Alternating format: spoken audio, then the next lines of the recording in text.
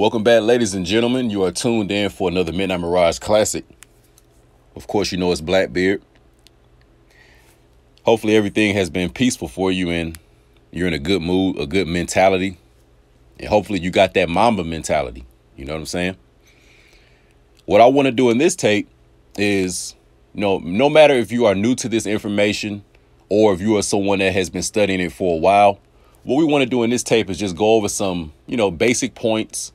Bring a couple of people up to speed that may not know this, and those that know it, maybe just get a little refreshing of certain topics and courses. So what we'll do is we'll talk about, we're going to talk about history as the introduction. And I want to talk about how, as time has, went on throughout Earth history basically is when you record events and record certain occurrences that happen with human beings. And it could pertain to certain ethnic groups, nationalities, cultures, religions, etc. But history is just you recording certain events. All right. So let's say, for example, a person woke up at 8 a.m. and then they went and got some breakfast. And then after that, they went to work. Then they went to the gym and worked out. And then they came home and went to bed. Believe it or not, that could be written down, and that will be the history of a person. That would be the history or historical events that took place in a person's life for that day. So it's not like it's something, like it's trigonometry or it's astrophysics, like it's something very, very, hard to understand. History is basically just a chronological recording of various events, things that took place, things that happened. And one of the problems is that the earth has been around for a long time, and so have human beings. So the recording of certain events from the beginning of earth history all the way till today, a lot of it has been erased, lost. A lot of it has been discarded, and some of it has been rewritten to make, we'll say, various ethnic national groups, some look favorable and some look unfavorable. This even was a thing that happened when there was only melanated people on the planet too. So I don't want to make this seem like it's a so-called race thing where, only Caucasian people are being blamed for rewriting history. But this is something that has happened in the past. I've read several times in the book of, I want to say it's Psalms.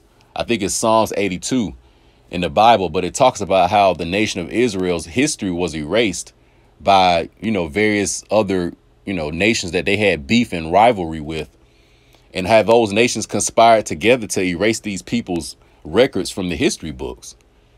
And, this is something where it was, melanated people fighting against melanated people. So, when I look back into the past, what I see is when you have two groups of people that have a conflict, when one group, let's say wins the conflict, what seems to happen is that the events that are recorded, sometimes they're recorded objectively, but sometimes they're not. They're recorded to make the so-called victor or the winner, maybe look better than they really was. And a lot of the, history from the past of the people that may have been defeated or lost at that particular moment, it was erased or it was changed. And even though they may have lost a conflict or a war or a battle, whatever events that were in those people's history up until that point, that it actually happened. So even if a person, loses in a war, it doesn't mean you can just come and erase their history and totally rewrite it.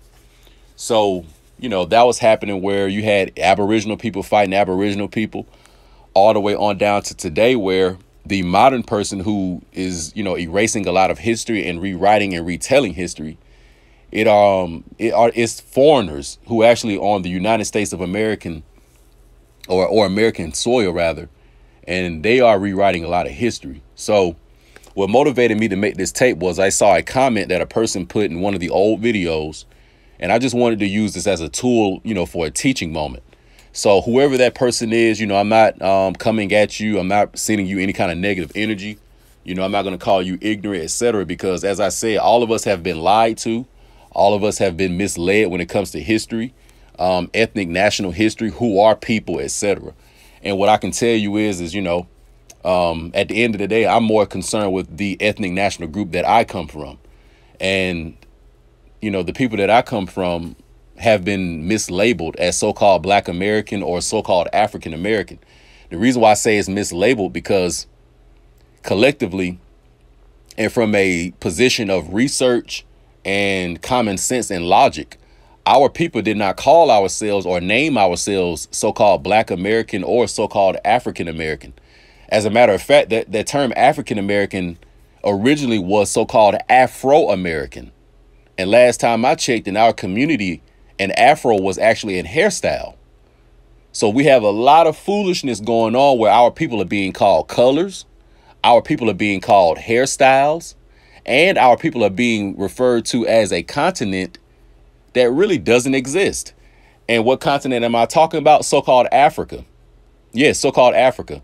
The inhabitants and the indigenous people of that land that we call so-called Africa, they come from different nations and different countries.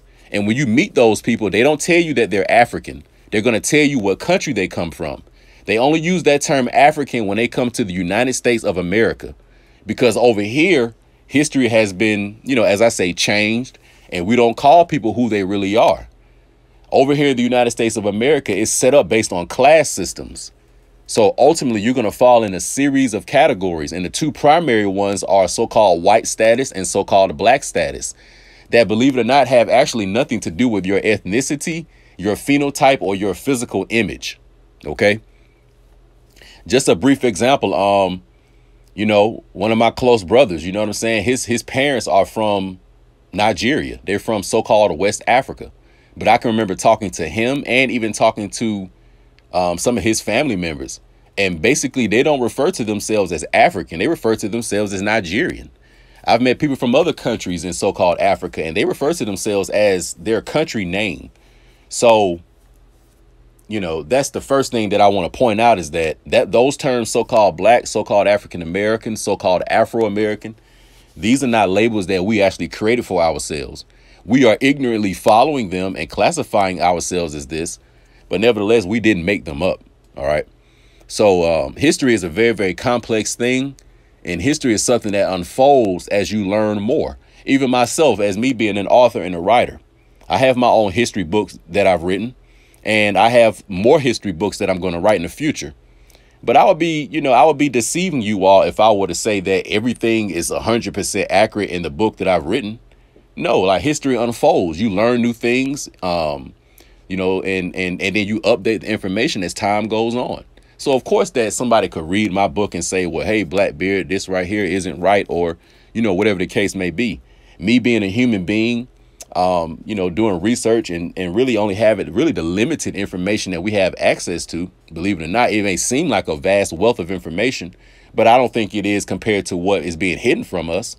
So me just having access to that little bit of information that we have made available, and me using my own common sense and logic and reasoning, I can put it into a chronology and a sequence of events and arrange it in a way where a modern person could try to understand who actually are so-called Black Americans and what is their basic history. How did they get to where they are today? And if their name isn't so-called Black or so-called African, then historically, well, what's some of the names that were associated with them? In other words, who are they? And I'm going to be real with you all. That's not a simple question to just answer, because, from what I'm seeing, we have really the most complex history in this country as far as who we are. And one of the main reasons is because we come from two predominantly great ethnic groups, or it's the same ethnic group, but we'll say nations. And that is Aboriginal American. And that's also some of the Moorish Europeans or Europans. OK, so the melanated people of so-called Europe and the melanated people of America, and those today that call themselves so-called Black American, we are an amalgamation of those two groups. So one percentage could be more than the other. But nevertheless, those people that are calling themselves so-called Black American or so-called African American, we actually are an amalgamation of Aboriginal people of color in the Americas and Aboriginal people of Europa who came to the Americas and lived in what we call the so-called 13 colonies. OK, so what we want to do right now is I want to read a, paragraph or two out of my own book before we analyze the comment that was left in one of the old videos that we'll use as the teaching tool, and we'll move forward from that. So in my own book, the book that you see on the screen, America, a Moorish Paradise of the Plumed Serpent, I'm going to start on page 178, and we're going to go to 179 and analyze this paragraph. U.S. academia also was flooded with agents of deception responsible for misleading public understanding of history. In the early 1920s, Jewish European Melville Herskovits began studying indigenous cultures of the continent of so-called Africa, attempting to link copper-colored Americans to a foreign land. Like other anthropologists, Herskovits aided in releasing false information about indigenous American origins and gave his own assumptions about his findings. He would go on to publish, quote, The Myth of the Negro Past, end quote, a made-up fiction about slaves taken from Africa being ancestors of copper-colored Americans of his day. Herskovits also went on to establish some of the early curriculums used to create African studies at universities, where now his fairy tale mythology is taught as a factual history. Since the early 20th century, indigenous Americans have been relabeled as coloreds, blacks, and African Americans. Movies such as, quote, Roots, end quote, and, quote, Amistad, end quote, are put out to reinforce European lies regarding Moorish history. To this day, majority of so-called blacks do not know their true ancestry. Okay, so let's analyze this real quick. So the first thing that we want to point out is that during the so-called Reconstruction Era, because that's where a lot of the information, from what I'm seeing at least, was starting to be rewritten and changed in what we call the Reconstruction Era. So we're going to say the late 1860s up until, let's say, the 1960s. So let's go ahead and say that 100-year period of from 1860 to 1960. So that, yes, they try to tell you that the Reconstruction Era is after the so-called Civil War, where they want you to think that the Reconstruction really was rebuilding civilization in the South, rebuilding towns, and trying to restructure and reconstruct the cities that were actually in the South. And I'm not saying that that's not true, because a lot of it was destroyed. If you live in the South, you can still see some of the destruction from the Civil War. But the true Reconstruction actually was reconstructing the history of America and Europe, reconstructing the origins of this country, reconstructing the history of the 13 colonies, reconstructing the history of the mound building civilization in the Americas, reconstructing the history of who are the original Americans, reconstructing the history of who founded the United States of America and who was originally a party to the United States of America. So that's actually what was being reconstructed. Okay.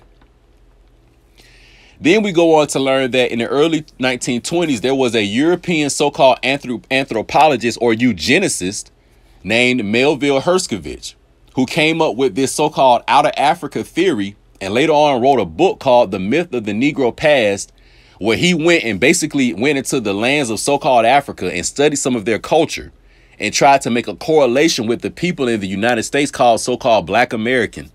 And he came up with a hypothesis that these people actually were African, and started to put this out in literature and books.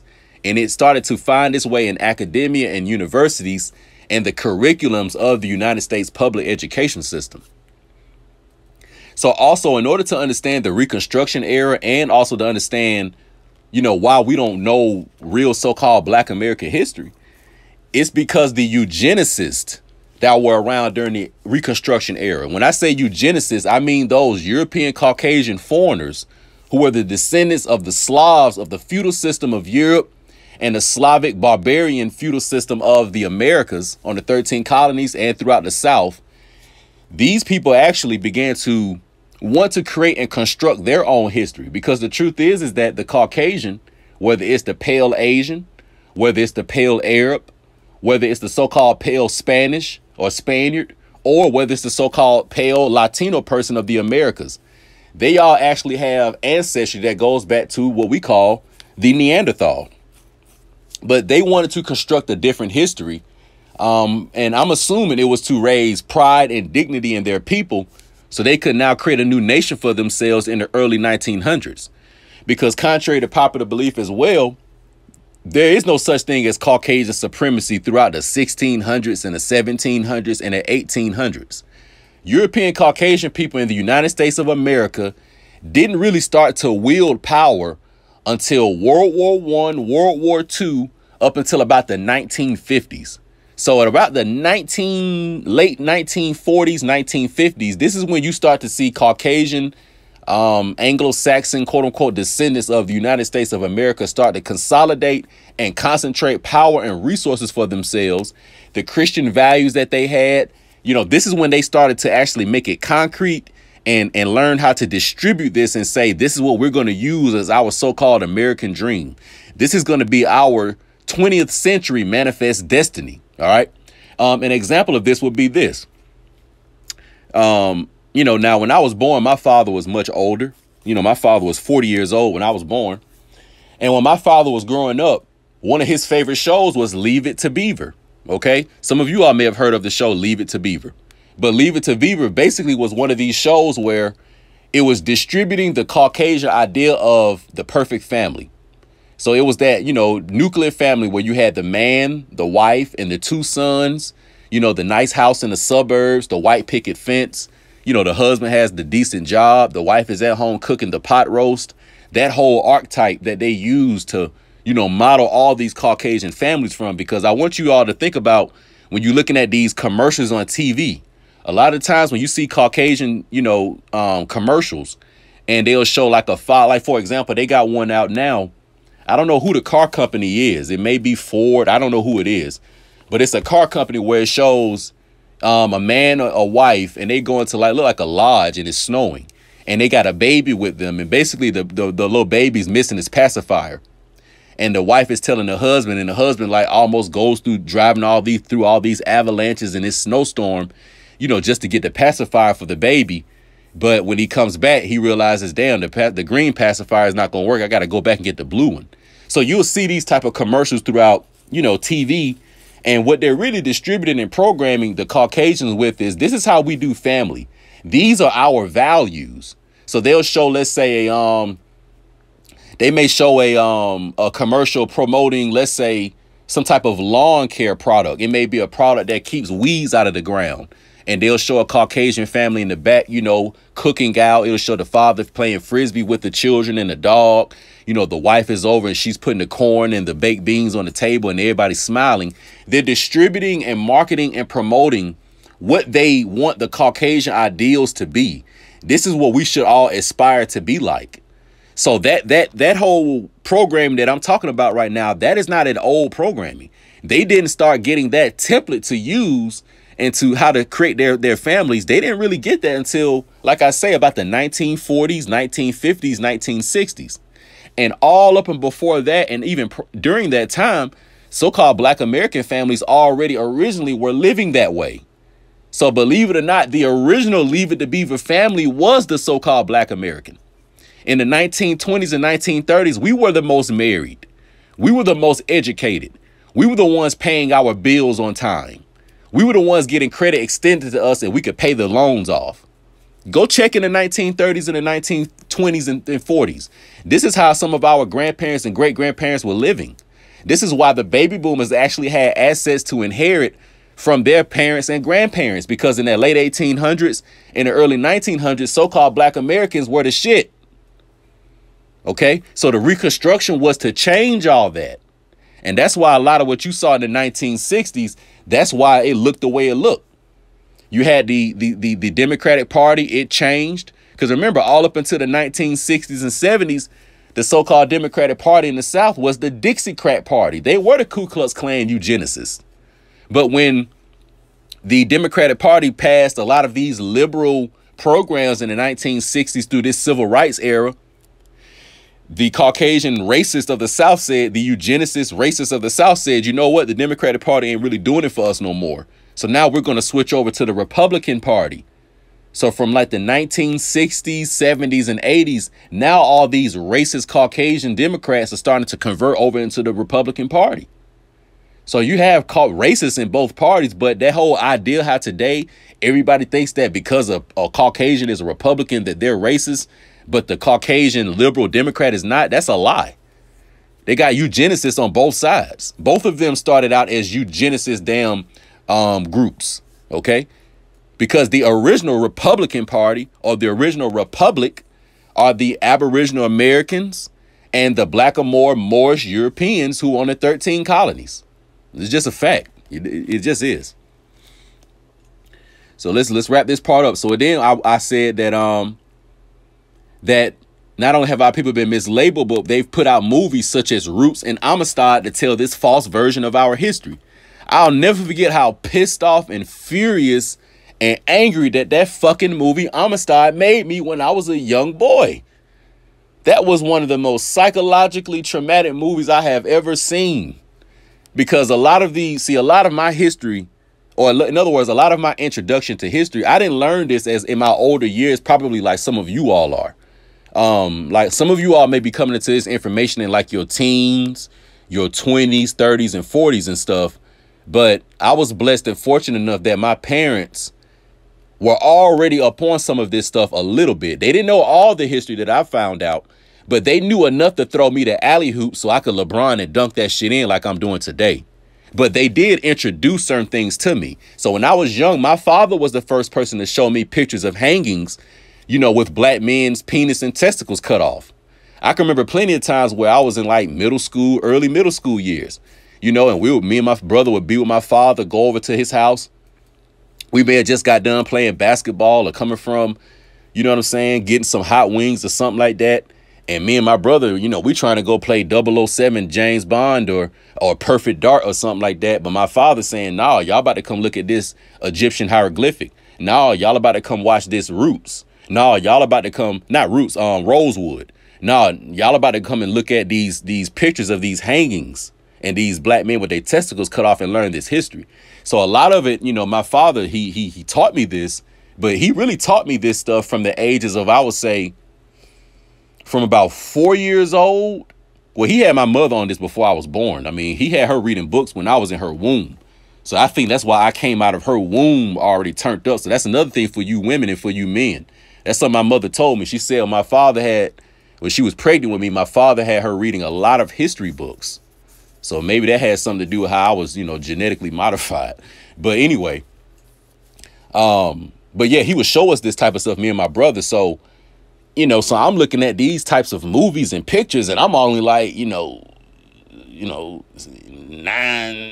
like 10, 11, 12, you know, so from about like 4 years old to about, let's say 14 years old. Yeah, from about 4 years old to 14 years old, that 10-year run, my father was introducing all this stuff to me and my brother. And my brother is 2 years younger than me, so he was even younger. So, yeah, he was showing us some cutthroat shit. You know, movies like for example, I'll never forget, because the emotional imprint is still in my body to this day. I'm in my early 30s, but I can still remember when he first showed us Rosewood. And that introductory, that scene in the beginning when they cut that so-called black man's ear off, that shit made my skin, like, I just remember the goosebumps I felt at that age. You know what I'm saying? This is how long ago that was for myself. But anyway, though, but yeah, that false history. And going back to Amistad, a lot of that history don't even pertain to so-called black Americans. Some of it does, but a lot of it doesn't. Also, too, before we move forward, a sneak peek in that movie is that they show you the Aboriginal Europeans in that movie, because you got so-called black Europeans in the movie Amistad. And that's just a little nugget that Steven Spielberg, the Ashkenazim Jew who knows this history, I guess that's just what he threw in there. But what I want to say, is the eugenicists. So when I say eugenicists, I'm talking about people like Charles Darwin and that whole evolution of man, Gregory Mendel and his Punnett Square about superior and inferior genetics, Woodrow Wilson, a president who allowed the screening of A Birth of a Nation, which actually re-sparked the Ku Klux Klan in this country in the early 20th century. Margaret Sanger, who was a eugenicist Satanist, who put these abortion Moloch bail clinics in the so-called black community, through the Democratic Party, and through the black preachers who are Freemasons today that are called Planned Parenthood, to get so-called black women to abort children and decrease our numbers. Franz Boas was a German eugenicist who was one of the teachers of people like Melville Herskovitz and some of these later on eugenicists that came out of Virginia. Because a lot of the people, when they had the United States Census and they would go to your home and they would classify you as Negro, Indian, black, colored, these terms and that whole structure and that whole system, it was created by these people like Franz Boas, these German eugenicists. But really, a lot of the eugenicists actually are the United States Caucasian Anglo-Saxons. So, you know, when you think about the Nazi movement with Hitler and all of them, that was only in like the 1940s. But a lot of his system, he learned from the Caucasian eugenicists in North America. And they don't want to really tell you that. See, they want you to think that the so-called white folks and the Caucasians in North America learned racism and the neo-Nazi culture from the Hitlers and the Germans. No, it's actually the other way around. It's actually the other way around. Hitler and them Caucasian racist Germans were actually inspired by their cousins over here in the United States of America. That's a fact. Some of these other eugenicists, the Rockefeller Foundation, the Ford Foundation, all this money and how they would finance the education system and finance these curriculums. And they would tell them that this is what you got to put in for the history book. This is where these people came from. This is who built the mounds and the pyramids. They actually constructed that entire history. And that's how that was distributed to all the people that are being educated in the public United States system. All right. So that's where that curricula comes from. So this is the Reconstruction era of the 20th century. All right. In the late 1800s. OK. So now we're going to fast forward to the comment left by, you know, I don't know if this is a man or a woman, but what's very interesting about this comment is that I can remember one day I was hanging out in Marina Del Rey, California. Very nice day. And I had to go get a haircut in the valley. And it was about a 30-40 minute drive. And I can remember calling the Uber, and it was an older Latino man who came to pick me up. Right. And he looked like he may have been in his 50s. So, you know, and that ride from Marina Del Rey to the valley, you know, for all my Cali niggas out there, you know, that ain't no like 10-minute drive. Like, you know, I was going to be in the Uber for a minute. So I had some time to actually converse and talk with the guy because he was asking me who I was. And, you know, he heard my accent, so he could tell I was probably from the South. And, you know, I told him why I was out there and stuff, you know, and all that. And he found out that I was into history. So, you know, we went deep into certain history, and long story short, he started talking about how a lot of the, you know, so-called Mexican people are confused on history and they don't know history as well. How a lot of them think that they actually are aboriginal to the Americas, where they have a link. But a lot of them are descendants of the conquistadors who are foreigners. OK. And also he went into how a lot of the people that are from so-called Spain today, those Caucasian people from so-called Spain, they don't see the people from Mexico as the same people as they are. They don't. And he said this out of his own mouth. In the example he gave me an example of a boxing match that it was a little while ago.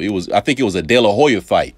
But basically, he was saying that a lot of the aboriginal people from Mexico, or the people that were really from Mexico, he said that they took the side of the boxer. I don't know if it was I can't remember who he was fighting, but basically you had two so-called Latino fighters, but one of them I think was like a Latino Mexican American, and the other one was like a real, you know, fucking Juarez, you know, real Mexican, right? And he said that a lot of people in Mexico, when they don't see these Latinos in the United States of America as even being the same. All right. I can tell you this. There's an older woman I know that's from California. She's in her 70s. Listen to what I'm about to tell you all. There's an older woman I know from California. She's in her 70s. This woman's from Mexico City. She told me out of her own mouth that a lot of the people in Mexico and some of the Latinos in North America, the United States, how there is, it's a difference because they don't really learn the culture of who they really are. So a lot of the people that's in Mexico, they'll look at their family members and cousins and distant people that live in the United States as y'all aren't real Mexicans. So even it's confusion and stuff within their history. She also talked about how the Aboriginal people in Mexico, they call them the Moros. That's exactly how she said it, because she was trying to, get me to pronounce it the right way. Moros. She said that's what we call the Aztecs or the copper-colored people of Mexico. Moros. That's what she called them. Once again, this is a Latino woman in her 70s. And she pulled up, and we were looking through pictures of Aboriginal Maya, Aboriginal people of the Yucatan, and I was showing her basically black people, and she said, yes, this is how they look. Okay. So that's when I looked at this comment, it just kind of reminded me of that conversation I had with that gentleman. And it was very good. And by the end of course, he got the Black Bear link, and he probably looking at the YouTube videos, even still. So if he see this, man, salute to you. I remember you, and I know you remember me. So this comment, let's look at what this gentleman put. He put, people known as so-called African Americans or Black Americans of the United States. Now they're saying that they're the real Native Americans. So when I read the comment, what it appears to be is you got a lot of people out there that, once again, maybe of this Spanish conquistador, indigenous American descent, and, and they're from one of the Latin countries. OK, and now that they're starting to realize that we're waking up to who we really are and we're putting the pieces of the puzzle back together, I see a lot of them in conflict, and I see a lot of them having an issue with us putting everything on the table like it's supposed to be. OK, even though they'll tell you that they don't know who built the pyramids of the Yucatan. They don't know who built the Aztec pyramids. They will tell you that they didn't build them. I'm talking about pale skinned, Latin speaking Mexicans. Even the tourist guys, when you go down there I've never been, but I've looked on the internet and I've seen this. But when you take tours and you go into so-called Mexico and you go into the Yucatan and they show you the pyramid complexes, they show you Chichen Itza and all this other stuff, they'll tell you that we didn't build this stuff. All right. So just keep that in mind. So I'll just kind of analyze certain stuff that I see as I go through the comment. So he says people known as African Americans or blacks of the United States, now they're saying that they're real Native Americans. They have an identity problem and have been sold as slaves to other cultures, other regions, and in other countries. They lost all their culture, traditions, all forms of culture was left behind. Now, after so long, they have no identity. So I'm going to just put everything in the proper context as we go, from top down. As I said before, history has been rewritten. He says that we have an identity problem. That is true, because a lot of our history has been erased and misplaced and mistold. But then he goes on to say that we were sold as slaves to other countries, regions, and countries. Right there, that's why I got to stop you. We actually are not the original Slavs or slaves. You have had people throughout Earth history that have been put in perpetual servitude or forced servitude, but we actually are the authors and the original bond masters or the original Slavic masters. So, I got to put that in there. And the second thing I got to put too is that most of our people actually were prisoners of war. So, being a slave and put in a perpetual servitude and being, let's say, captors or kidnapped from a war and being made prisoners of war, and now you've been sex trafficked or now you've been put into forced bondage, etc. These are two different things. All right. He goes on to say that that's why Busta Rhymes said there is no culture here. I may not be 100% correct on this, but I don't think that Busta Rhymes is an indigenous North American. I know that in the Northeast, in places like New Jersey, New York, etc., you have a lot of people of melanated, appearance there, but not all of them are Aboriginal North Americans. So you have a lot of islanders that are in New York and New Jersey in the Northeast, just like all the other states. So these people may be from the Caribbean, they may be Jamaican, etc. And if I'm not mistaken, I think that Busta Rhymes is not nationally an American. OK, so he doesn't know what we have here. And the so-called hip hop or rap culture that he's actually, you know, that he has made himself a part of, that's not an island culture. Okay, so-called rap or so-called hip hop is an Aboriginal North American culture. Okay, so let's you know. Next, he says, in New York, I remember hearing this religion, maybe not a religion, it was more like a gang, a street gang of African Americans calling themselves the 5% Nation of Islam or God Bodies, where Malcolm X came from, and they said that they are the true Muslims. Also, in the streets of New York, I saw how they put pictures of Jesus Christ being black and having them saying that they are the true Israelites. Then he goes on to say, also, they are saying that they are the real Moors. The Moors of North Africa were Arabs, Muslims, not black. Okay, so now also they are saying that there is no such thing as black people. Stop it. The Moors are the same ones who enslaved the black Africans. Every person who did want to convert or take their shahada was enslaved and sent out of their country. The Moors enslaved all black Africans. They went. All right, let me stop right there because it's foolish. So, first of all, let's, you know, when you talked about the 5%ers, you talked about the Israelites, all this stuff is coming from the same thing. Islam and Hebraica are a Shemitic cultural phenomenon. Okay. So that means that they were created from Shemitic people.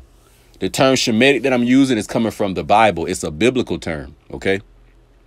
So that means that Shemitic people in the Bible would have been somebody like Moses or Abraham or Jacob/Israel. Okay. During the time of Moses, when Moses was living amongst the Egyptians, okay, he grew up thinking he was an Egyptian, and the Egyptians thought that he was an Egyptian until he later on found out that he actually was a Shemitic man of Israelite descent. So that meant that the Egyptians and the Israelites must have favored each other in appearance. Also, when the so-called baby Jesus was born, and you had the tyrannical emperor of Rome named Herod, and he was looking to kill baby Jesus, Jesus and his parents fled into Egypt. So they were running to Egypt because they could hide amongst that large, you know, population of people. So that meant that Jesus and his parents had to have looked like the Egyptians, or they must have shared some of the same complexions. Basically, what I'm getting at is that Shemitic people are a people of color. They are a melanated people or a Aboriginal people. Actually, are people mislabeled as Negro. Also, I want you to get understand is that there's a difference between Aboriginal Shemitic people and Aboriginal Hamitic people. Noah had 3 sons, and 2 of his sons were Shem and Ham. Okay, so they were both melanated people, but they were not the same. That's just like me. I have a brother, but his children are not my children. So the Israelites come from the line of Shem, and the Egyptians come from the line of Ham.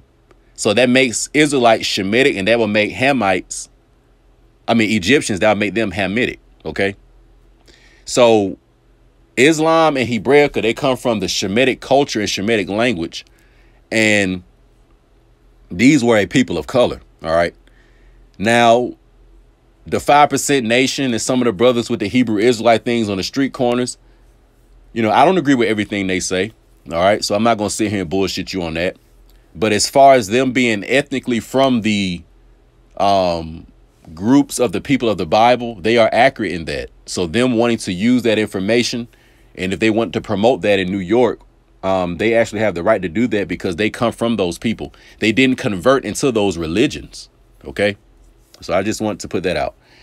One of the next things that I see here that's very, very, you know, common is that during Reconstruction, a lot of words were changed. OK, and the definitions of words in the ancient world and how they were used in the ancient world, they were changed around during the time of Reconstruction. And one of these words is the word Moor or Moorish. All right. Now, when I researched this word Moor or Moorish, the origin that I got from the word came from Amaru Maru. Amaru Maru. And Amaru Maru was said to be basically those descendants of Atlantis that survived and populated what we know of as the Americas. All right. So that term Amaru Maru is associated with the original people who started civilization in the Americas. They were the descendants of Atlantis, and they created what's known as the cradle of civilization. So I also want to shout out the brother Aboriginal Power, the brother I talked in this one, because I saw them do a live stream with that guy from Florida. I think his name is Dr. Longo, and it was a very good live stream. And in that live stream, they talked about the true crescent,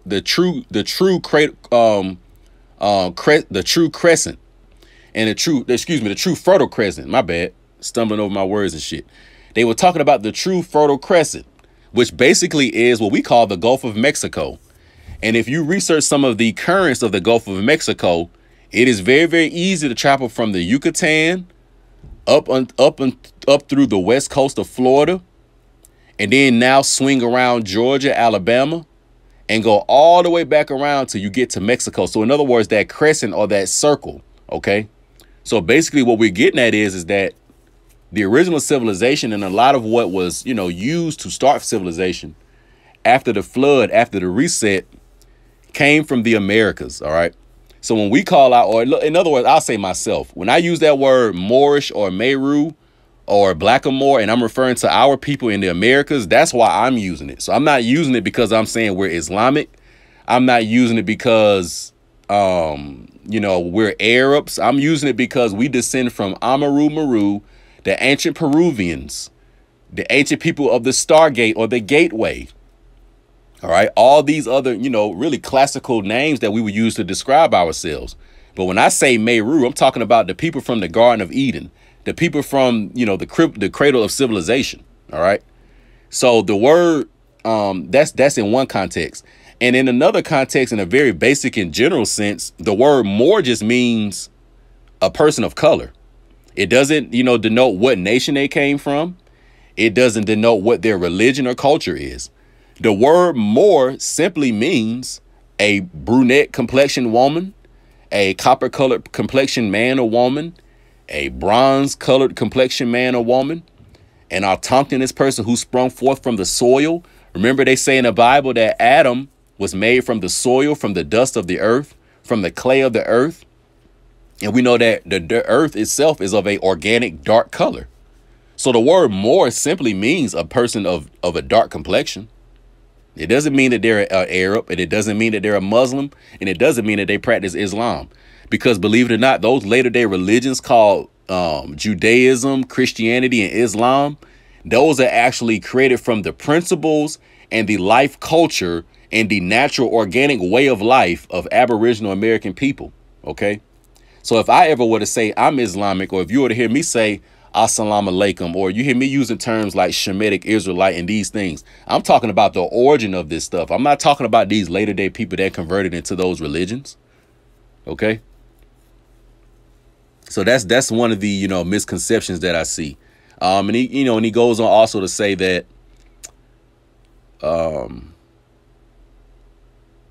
that basically that the Moors enslaved the Africans. So he's kind of going off of the narrative that the pale Arab is the original Moor, and they converted all the so-called black Africans into Islam and put them into, servitude.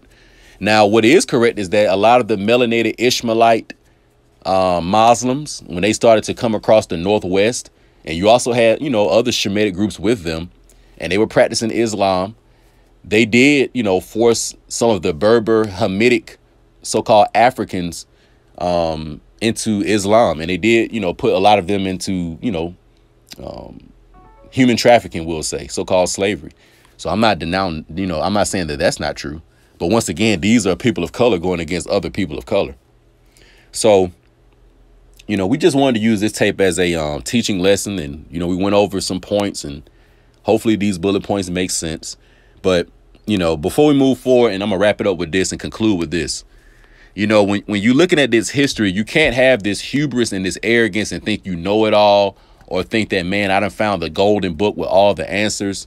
You can't do that, because every day information is unfolding and coming out. And the Almighty Creator itself doesn't want us all to get this shit at one time. Y'all know how many civilizations and pyramid complexes are deep within the Amazon jungles. You all know how many, mound cities are still hidden throughout the Americas that we haven't even found yet, because it may not be the time for us to find it yet. So don't be too quick to say that you know what history is and what it isn't, because history is a living thing that's evolving and it's growing. Okay. And what we once thought we knew, you know, we'll find out that we were wrong, and it's okay. You know what I'm saying? So I just want you all to say this, that you got to see yourself as a lifetime student. Blackbeard does not think I'm the master of history. I don't think that I'm a master teacher. No, I'm a master student is what I am. I'm a master listener is what I am.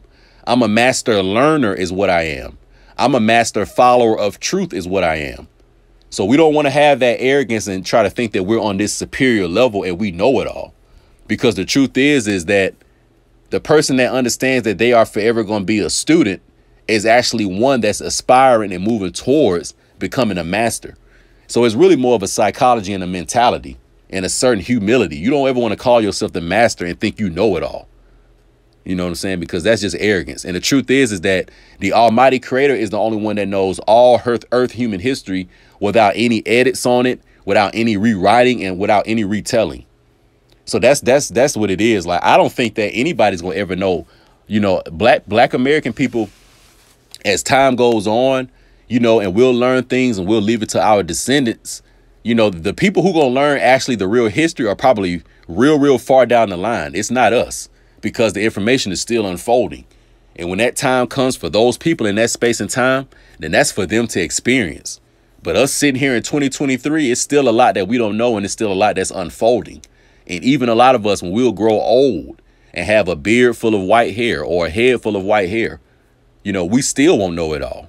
OK, so fall in love with the journey of learning history versus trying to hurry up and get to the finish line so you can start bragging and looking like you smart and want to just look down upon so-called Black Americans and call us stupid and ignorant. Because the truth is that we are the origins of all this shit. And I'm going to end it with that. We out.